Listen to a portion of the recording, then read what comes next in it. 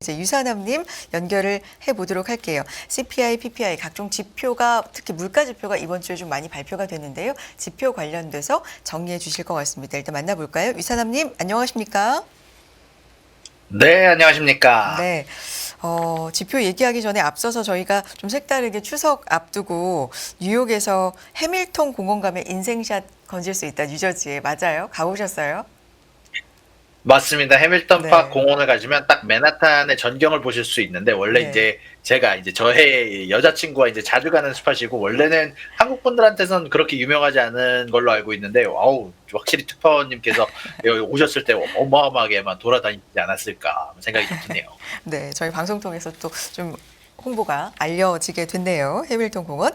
자, 본격적으로 얘기 시작해 보겠습니다. 이번 주는 물가 주간이었습니다. FOMC 이제 한 주 앞두고 CPI, PPI 오늘까지 연달아 이제 발표가 됐는데 이 지표 정리가 좀 필요할 것 같아요. 어떻게 보셨습니까? 네, 일단 여러 지표가 오늘도 발표가 됐고 이번 주 내내 인플레이션 관련된 지표도 발표가 됐는데요. 자, 일단 오늘 나온 지표 간단하게 몇 가지만 짚고 넘어간 이후에 CPI랑 PPI 쪽 한번 봐보도록 하겠습니다. 자, 일단 10년물 국채 입찰과 30년물 국채 입찰 양쪽 다 잘 나왔고요. 미드 커브 레이셔가 2.5를 넘으면 보통 잘 나왔다라고 얘기를 했는데 10년물 국채 입찰에 대해서는 2.63이 나와주면서 사실 굉장히 경매가 잘 됐다라는 평가가 있었고요.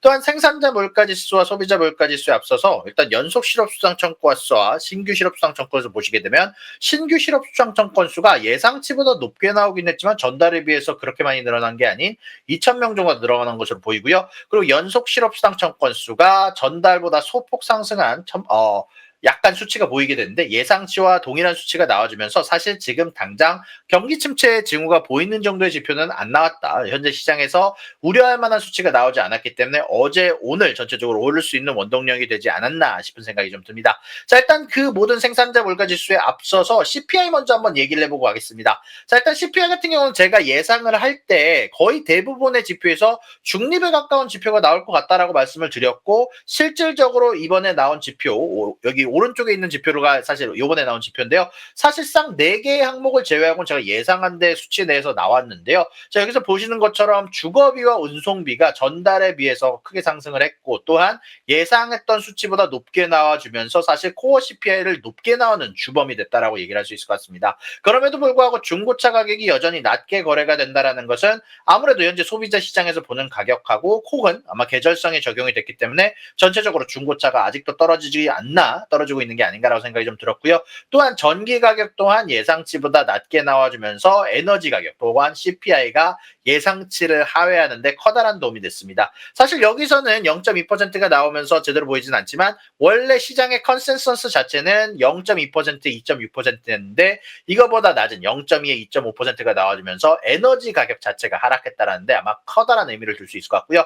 그럼에도 불구하고 이 전체적인 CPI 수치는 안 좋게 나왔다라고 얘기를 할 수 있을 것 같은데요. 이제 그럼에도 불구하고 시장은 아주 크게 오르는 하루가 되긴 했지만 코어 CPI를 보시게 되면 0.3%가 나왔는데 사실 시장의 컨센서스는 0.2%였고 기관의 컨센서스 자체도 0.21%가 나오게 되게 되면서 사실 예상치를 꽤 상회하는 수치가 나왔습니다. 특히 주거비가 꺾이지 않고 있다는 점이 가장 커다란 우려사항이 되고 있고요. 사실 이 지표가 나오자마자 10년물 금리는요 소폭 상승해주면서 50bp 이하의 가능성을 계속 없애버리기 시작을 했거든요. 아무래도 이 주거비 관련된 부분이 시장에 가장 신경을 쓰는 부분, 연준이 가장 신경을 쓰는 부분이다 보니까 CPI 자체가 예상치를 하회했다고 하더라도 결국 연준이 신경 쓰는 건 코어 CPI, 그중에서 가장 신경 쓰는 건 주거비다 보니까 이런 부분들 관련해서 시장이 결국에는 처음에는 하락으로 시작할 수밖에 없었던 것 같고 그리고 그 이후에 엔비디아 소식 이후에 오르기는 했지만 전체적으로 주거비와 운송비 관련된 우려는 여전히 존재한다라는 점 여러분들이 한번 생각하시면 좋을 것 같다라고 생각이 좀 듭니다. 자, 일단 이런 부분들 관련해서 그래도 저는 한번 제 의견을 조금 제시를 해보자면 주거비 관련된 우려는 크게 할 필요는 개인적으로 없다라고 생각이 좀 들고요. 저번에도 제가 한번 여기에 대한 지표를 전달해 드리긴 했지만 사기관에서 조사하는 자료 자체는 사실 주거비가 내려가고 있다라는 자료가 나오고 있거든요. 이제 apartmentlist.com이라고 해서 이 자료 기준으로는 이번 달에 처음으로 주거비가 2024년 2월 이후에 처음으로 내렸습니다. 이런 것들을 감안해 봤을 때 주거비에 대한 부분들은 너무 우려를 할 정도는 아니다라고 얘기를 할 수 있을 것 같고요.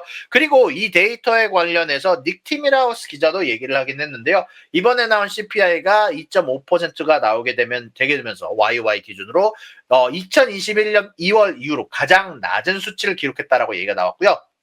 또한 6개월 평균치를 계산을 해봤을 때 2% 인플레이션이 나온다. 6개월 동안 인플레이션을 1년 기준으로 보게 되면 이제는 드디어 정말로 CPI가 2%대에 도달했고 코어 CPI도 6개월 애뉴얼라이즈 수치를 보게 되면 2.7%지만 심지어 3개월 동안의 수치만 보게 되면 2.1%라는 낮은 수치, 연준에서 목표하는 수치가 나왔다라고 얘기를 하면서 분명히 쉘터 관련된 리딩으로 인해서 코어 CPI가 예상보다는 조금 높게 나오기는 했지만 이런 부분들 관련해서 어느 정도 낙관적인 모습을 보여주는 지표를 어느 정도 얘기를 해주기도 했습니다. 또한 주택 관련된 부분에서 사실 그렇게까지 우려를 하지 않는 점 두 번째는 일단 카말라 해리스든 트럼프든 양쪽 다 이 집 가격을 해결하기 위해서 내놓는 정책이 좀 있었거든요. 물론 카말라 해리스 같은 경우는 여기에다가 각각의 가정에다가 25,000달러의 다운페이를 준다는 등 혹은 세금을 깎아준다는 등 조금 더 인플레이션 우려와 관련된 부분도 있긴 하지만 가장 첫 번째 카말라 해리스의 정책은 300만 개에 해당하는 집을 새로 공급을 하는 것입니다. 그리고 트럼프 같은 경우도 현재 정부가 소유하고 있는 땅들을 원래는 금지해놨던 곳들을 이제는 주택 관련된 개발을 위해서 오픈하겠다라고 얘기를 한 만큼 양쪽 후보 다 이 주택 가격에 대해서 굉장히 신경을 쓰는 모습들이 나오고 있습니다.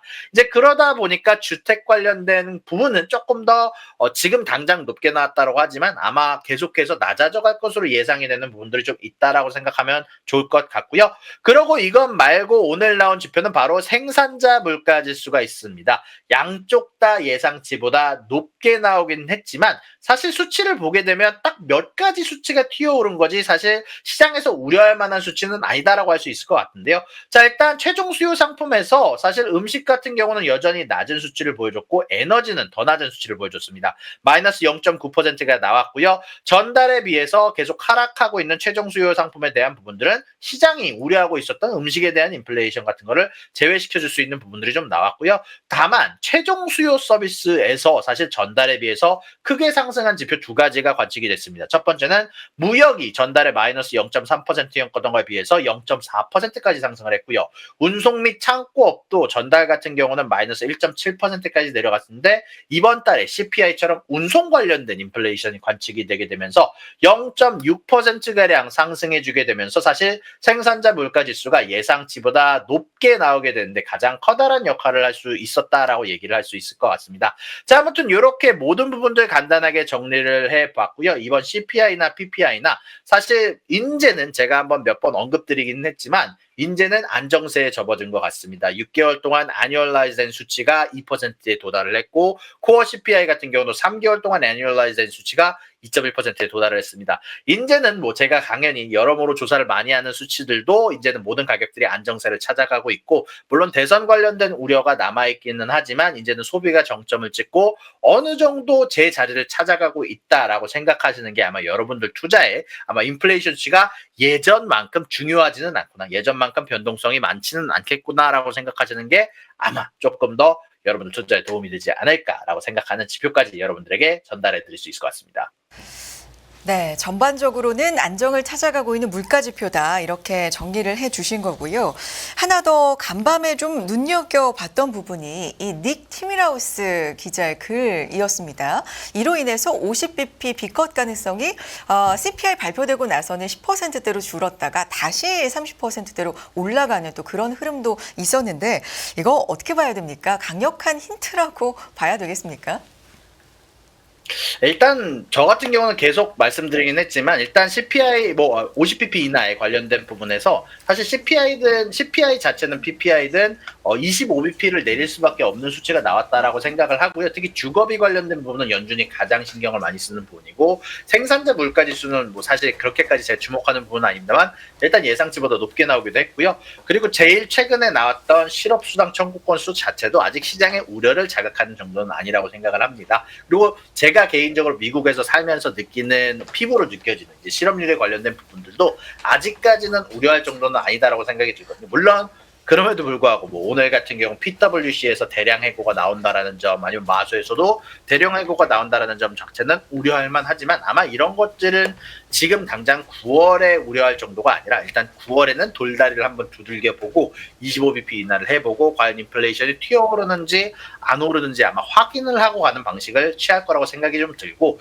그리고 대선에 영향을 줄 수 있는 요소를 최소화, 그러니까 물론 파월이 계속 신경을 안 쓴다라고 했지만 대선에 영향을 줄 수 있는 요소는 아마 최소화시키고 싶을 거라고 생각이 들기 때문에, 개인적으로 생각했을 때는 50bp는 굉장히 확률이 낮지 않을까라고 생각이 좀 들게 되네요. 네, 50bp보다는 25bp 인하 쪽이 여전히 확률이 높고, 또 유사남님의 생각도 그렇게 갈 것 같다라는 생각이십니다.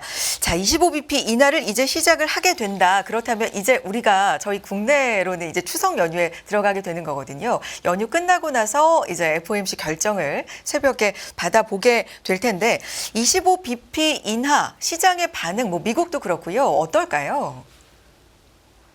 아무래도 25bp 인하에 대한 부분들이 사실 예상외로 많이 반영이 된 것 같습니다. 일단은 뭐 페드워치 툴 기준으로 보더라도 며칠 전에 비해서 지금은 이제 CPI, PPI 나오고 나서는 그래도 그 전보다는 많이 내려온 상태고, 일단 그럼에도 불구하고 뭐 전체적으로 25bp라는 수치가 나왔을 때는 단기적으로는 소폭 하락하는 정도는 나올 수 있다라고 생각을 하지만, 뭐 장기적으로는 결국 시장에서는 반영을 어느 정도 해놓은 상태라고 생각을 하기 때문에 아마 커다란 실망 매물까지는 안 나올 것 같고, 아무래도 10년물 금리가 소폭 상승하는 정도, 주식에서 조금 소폭 하락하는 정도로 마무리를 짓지 않을까라고 생각하게 되네요.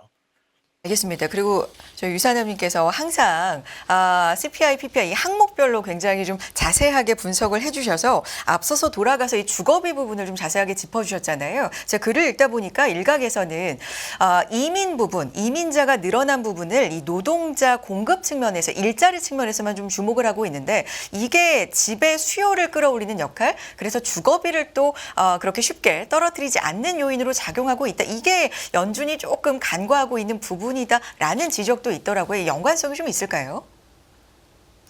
일단 제가 생각했을 때는 그것보다 더 중요한 건 주택 시장의 공급 자체가 굉장히 현재 낮은 상황이라는 부분이 일단 첫 번째고요. 그리고 두 번째로는 사실 렌트비 자체는 아파트먼트, 제가 이제 사기업에서 조사하는 수치를 보여드리긴 했지만 확실히 내림세가 확실히 보여주는 부분들이 있습니다. 이제 연준이 조사하는 방식에서 저는 개인적으로 이 OER이라는 조사 방식 자체가 어느 정도 좀 문제가 있다라고 생각을 하는데, 사실 사기관들이 조사하는 렌트 수치를 보시게 되면 지속적으로 내려가고 있거든요. 이제 저 같은 경우도 사실 렌트비를 이제 새롭게 받은 사람들 기준으로는 내렸습니다. 이제 그런 것들을 감안을 했을 때는 아마 전체적으로 좀 내림 방향성에 있는데, 이 연준이 조사하는 방식 자체가 아무래도 조금 더 딜레이가 있는 조사 방식, 정확히 말하면 OER이라는 조사 방식 자체가 사실 랜드로드한테 얼마를 렌트로 받고 싶냐라고 물어보는 부분이 포함이 되거든요. 그리고 이건 굉장히 주관적이고, 어떤 사람이 사실 렌트비를 낮게 받고 싶어 하겠습니까? 그리고 사실 주택 가격 자체가 예전만큼 빠르게 내려가지 않는, 어떻게 보면은 유동성이 조금 아직 남아있는 상황이고 실업률이 폭발적으로 늘어나지 않는 상황에서 사람들이 굳이 집을 팔고 싶어 하지 않기 때문에 계속해서 공급이 뒤로 밀려 있는 상황이거든요. 그래서 아마 그런 부분들 때문에 주거비가 안 내려가는 거지, 굳이 이민자들 때문이라고 보기에는 사실 이거는 뭐 이제 미국에 있는 사람들끼리 하는 얘기지만, 이민자들은 특히 꽁꽁 같이 사는 경향이 많습니다. 그래서 이민자들이 많이 들어오더라도 더 많은 공간을, 이제 더 많은 사람들이 한 공간에서 살려고 하는 경향이 있을 거라고 생각을 하기 때문에, 개인적으로 생각했을 때는 커다란 영향을 주기엔 조금 어렵지 않을까라는 게 제 개인적인 미국에서 사는 사람의 입장일 것 같습니다. 공급과 관련된 측면이 좀 더 깊고, 그리고 조사 방식에 대한 얘기도 좀 전해주셨습니다. 여기까지 듣겠습니다. 유사남님, 오늘 말씀도 고맙습니다. 수고하셨습니다. 100세 시대는 옛말, 이제는 120세 시대를 준비해야 합니다. 여러분은 어떤 준비를 하고 계신가요? 나의 미래를 단단하게 만드는 가장 현실적인 세 가지 도구. 세 가지 도구가 준비된 자만이 더 나은 미래의 주인이 될 수 있습니다. 흔들리지 않는 미래를 위한 인생 전략. 지금 만나보세요.